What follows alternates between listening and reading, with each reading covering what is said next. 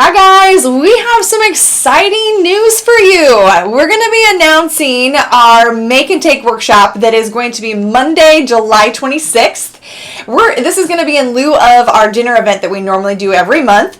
We wanted to just change the scenery a little bit, step outside the office. It's down at Kitchen Spaces in Des Moines, next to the Drake, kind of in the Drake area. Super cool facility. I can't wait for you guys to check it out. But we're going to be unveiling kind of a new dinner look that we're going to be having.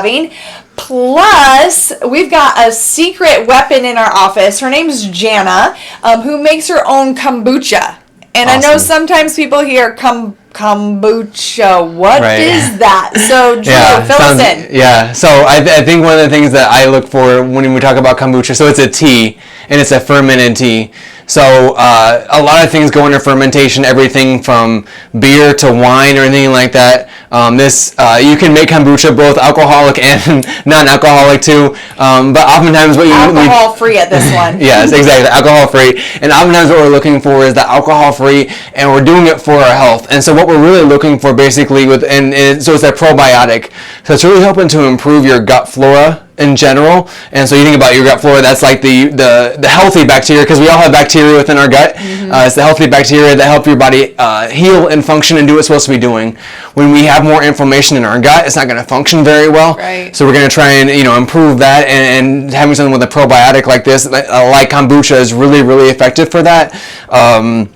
Medically researched things include overall gut health, brain function and less brain fog. I think we energy, that. Less brain fog. Right. Energy, let alone just something that actually tastes pretty good too. Right. And one of the really cool things that I appreciate what Jana doing is that where it comes from, how it was made, what was actually put into it, versus unfortunately, as with most things, I shouldn't say most, but a lot of things in this store, we don't always know what's in it. Even if it says something like, oh, well, how much was added in or whatever else it is.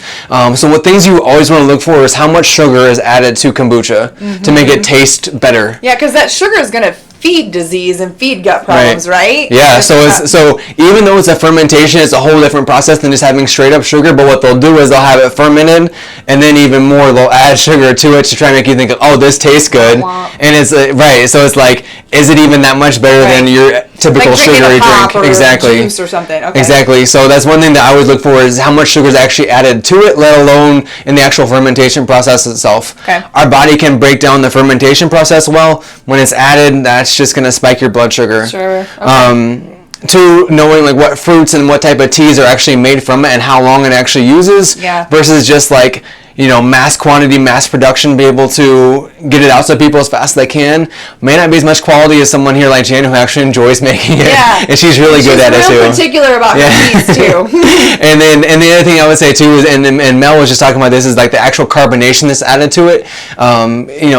Naturally there's some of that carbonation that comes with kombucha, but sometimes there's just so much where it's like, oh my gosh, it's tough to drink. My throat out. Yeah. So it's like, how can we actually have something that tastes good and is good for us and doesn't have all the added, to not actually be that much healthy, or have very many healthy things added to it for us. Yes. So I'm excited for that Monday night. It's going to be really fun. I love doing events like this. Fun to be able to kind of see people say, here's what we eat.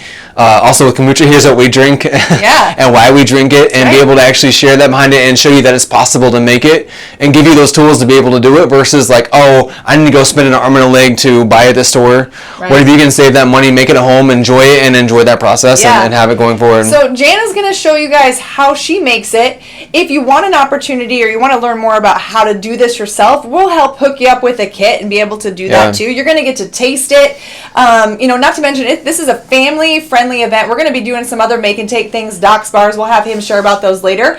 But it's a family-friendly event. We want you to bring guests, bring friends. Its seats are limited though, and they're filling up fast. We have 2 times available, one at 5 p.m. and one at 6:30. So get registered as soon as possible. Save that your spot. Seat. Yes. So thank you, Dr. Drew, and we're looking forward to seeing you guys there. I'll see you there. Bye, guys.